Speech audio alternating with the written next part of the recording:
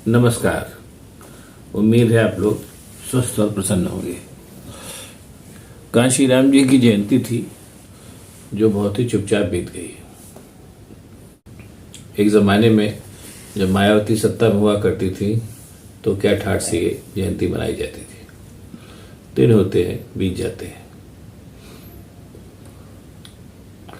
बात कांशी राम जी की चली है तो थोड़ी सी बसपा और मायावती के बारे में भी बात ज़रूरी है। बहुत पुरानी बात है नहीं, तमाम लोगों को याद भी होगी, लेकिन बहरहाल संक्षेप में बताना भी ज़रूरी है क्योंकि बात चली है। कांशी राम जी ने दलित मूवमेंट को आगे बढ़ाया और उनके मूल विचार बाबा साहब अम्बेडकर से प्रेरित थे। उत्तर प्रदेश में उनको ज़मीन उर्वर मिली और उन्होंने अपने मूवमेंट को बढ़ाना शुरू किया और करीब 60-62 सीटों तक पहुंचे। बसपा को इम्पोर्टेंस तब से मिली जब 1993 में मुलायम सिंह यादव ने बसपा के साथ गठबंधन किया और उनकी पहली बार उत्तर प्रदेश में सरकार बनी। यहीं से बहुजन समाज पार्टी को इम्पोर्टेंस मिली और उनकी महत्वाकांक्षाओं को पर लगे।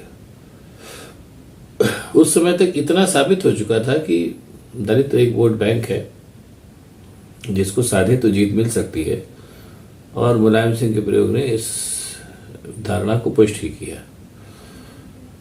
लेकिन साथ ही साथ एक दूसरी लड़ाई भी शुरू हो गई।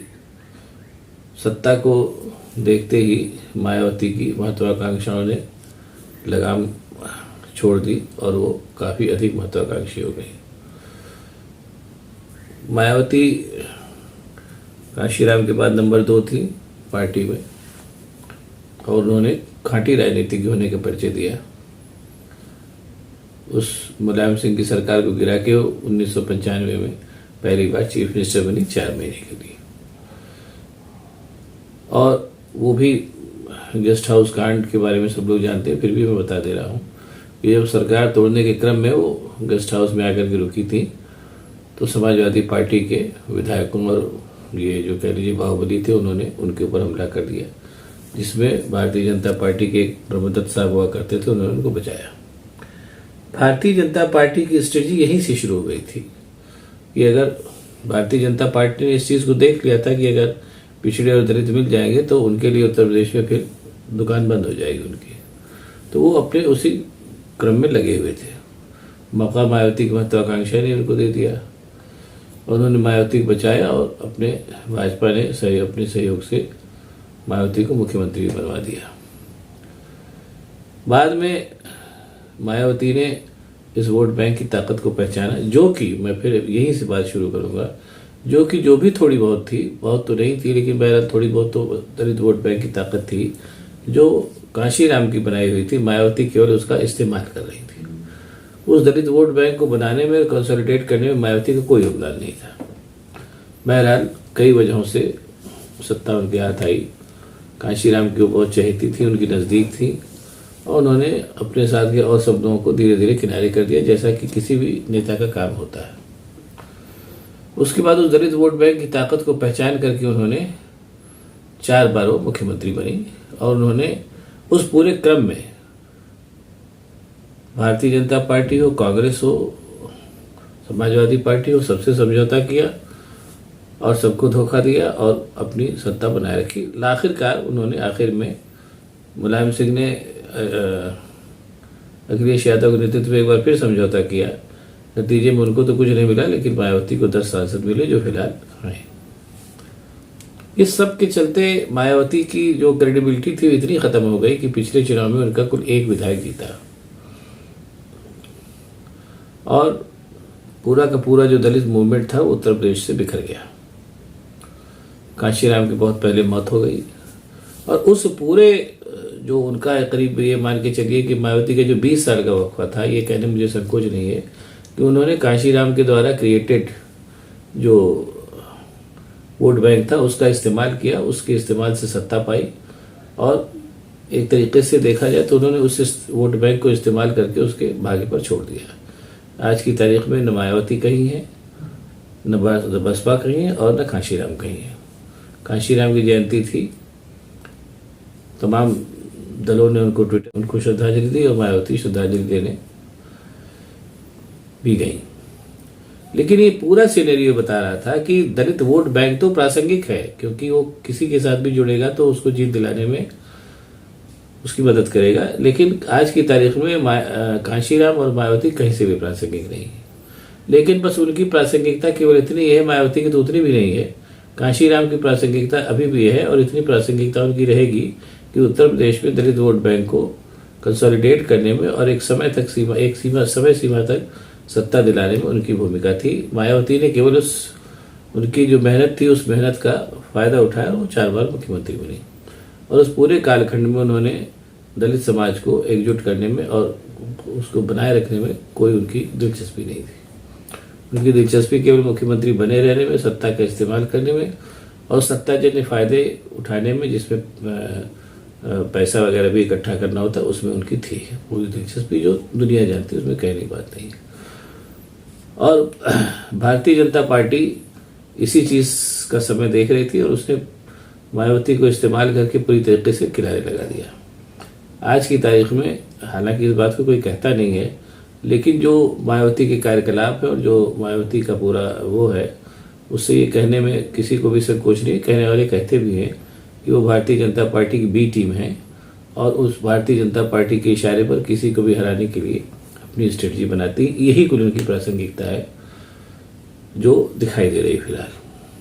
अब यहाँ पर मैं एक बात और कहना चाहूँगा कि कांशीराम की प्रासंगिकता क्यों, जैसे मैंने बताया कि कांशीराम की प्रासंगिकता है भी है और आगे भी रहेगी कि उन्होंने दलित वोट बैंक को इकट्ठा करके उसको एक इम्पोर्टेंस दिलाई। और जैसा मैंने बताया कि दलित वोट बैंक की इम्पोर्टेंस रहेगी क्योंकि वो किसी भी वोट बैंक में जुड़ेगा तो उसको कुछ ना कुछ देगा। इसीलिए अभी जो उनकी जयंती पड़ी उसमें सब लोगों ने उनको ट्विटर पर दिखावे की श्रद्धांजलि दी, तो मायावती भी वहाँ फूलमाला चढ़ाने पहुंच गई। लेकिन ये कहने में आज की तारीख में अब मुझे कोई संकोच नहीं, जैसा मैं परिदृश्य पूरा देख रहा हूँ कि दलित मूवमेंट जो है उत्तर प्रदेश में ख़त्म हो चुका है। और यहाँ पर एक बात मैं और बताना उचित समझूंगा कि महाराष्ट्र में भी दलित मूवमेंट बहुत तेज़ी से चढ़ा था और उसको इसी तरीके से इस्तेमाल करके ख़त्म कर दिया गया और उसकी पूरी की पूरी जिम्मेदारी महाराष्ट्र के दलित नेताओं की थी और किसी की नहीं थी। जैसे उत्तर प्रदेश में दलित मूवमेंट को ख़त्म करने की जिम्मेदारी मायावती पर आयद होती है। आज की तारीख में महाराष्ट्र की जो रिपब्लिकन पार्टी है उसके एक नेता है रामदास आठवले, आप लोगों ने देखा भी होगा। उनका काम केवल संसद में मनोरंजन करना है सांसदों का और प्रधानमंत्री वगैरह का, उससे ज़्यादा उनकी कोई रिलेवेंस नहीं है। लगभग कमोबेश उसी हालत पे यहाँ की भी बहुजन समाज पार्टी पहुंच गई है, जिसका लहदे के कुल एक विधायक है। अब ये तो ही वास्तविकता, लेकिन एक ये मायावती को भी करने के लिए कुछ काम तो चाहिए, तो वो तरह तरह के बीच बीच बयान देती रहती हैं और अभी महत्वाकांक्षी प्लान बनाए रखती हैं। लेकिन मुझे ये कहने में कोई संकोच नहीं कि मायावती पूरी तरीके से निरर्थक हो चुकी हैं और उत्तर प्रदेश में दलित मूवमेंट खत्म हो चुका है, जिसका इस्तेमाल दलित जो वोट बैंक है उसका इस्तेमाल बाकी सारे दल करने में उनकी दिलचस्पी है। इसलिए कांशीराम में भी कुछ समय तक प्रासंगिक रहेंगे, लेकिन उतने ही प्रासंगिक रहेंगे कि उनको उनकी जयंती पर और पुण्यतिथि पर ट्विटर पर श्रद्धांजलि दी जाएगी और मायावती अलबत्ता वहाँ पर जाके फूल चढ़ाएगी। बस कुल इतनी सी कहानी है। इसके अलावा मायावती और कांशीराम की प्रासंगिकता समाप्त हो चुकी है। आज जैसा मैंने कहा कि मायावती की तो पूरी तरीके से हो चुकी है, कांशीराम हालांकि अभी तक कुछ दिन तक और प्रासंगिक रहेंगे, वो भी जब तक दलित वोट बैंक की प्रासंगिकता है तब तक, दैट्स ऑल। बाकी इसके आगे आप लोग खुद ही देख रहे हैं कि मायावती की महत्वाकांक्षा अभी बहुत परवान चढ़ रही है, लेकिन बहरहाल महत्वाकांक्षा रखने को कोई भी स्वतंत्र है। हाँ, एक बात और, मायावती इस बात की भी देवता की और इस बात के लिए भी जानी जाएंगी कि थोड़ी सी सफलता से आदमी कितना अहंकारी हो जाता है, इसके लिए भी उनको जाना जाएगा। और उससे भी बड़ी बात मुझे याद है कि उनको जैसे उत्तर प्रदेश के ज़्यादातर जो चीफ मिनिस्टर होते हैं उनको लोग उनके हाली मवाली दरबारी चढ़ा देते हैं कि साहब आप ही प्रधानमंत्री बनने की बारी है। उसके बाद होता क्या है कि वो मुख्यमंत्री और प्रधानमंत्री दोनों बनने के चक्कर में मुख्यमंत्री पद से भी उनके चढ़ा जाता है। मायावती और भी तमाम कई नेता इसके उदाहरण हैं और हालिया उदाहरण मायावती, इसलिए मैंने उनका जिक्र किया।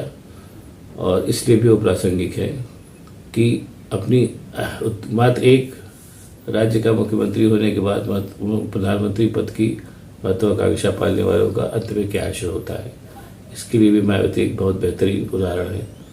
बाकी आपको अगर ये वीडियो पसंद आया हो तो इसको लाइक करिए, शेयर करिए, सब्सक्राइब करिए और मेरे जो चैनल है उसको सब्सक्राइब करिए। बहुत बहुत धन्यवाद। नमस्कार।